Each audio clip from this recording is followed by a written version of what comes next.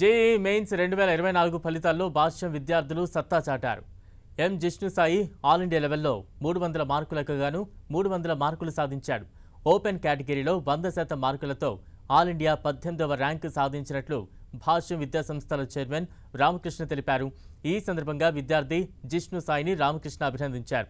జిష్ణు సాయితో పాటు మరికొంతమంది భాష్యం విద్యార్థులు జేఈఈ మెయిన్స్లో అద్భుత ప్రతిభ కనబరిచారని ప్రశంసించారు.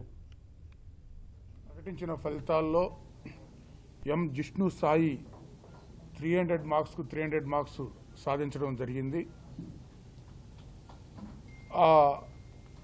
అయితే 300 ఎక్కువ మందికి వస్తే ఏజ్ ప్రకారం పెద్దవాళ్ళకి ముందు బెస్ట్ ర్యాంకు, అట్లా ఏజ్ ప్రకారం ర్యాంక్స్ ఇవ్వటం జరుగుతూ ఉంటుంది.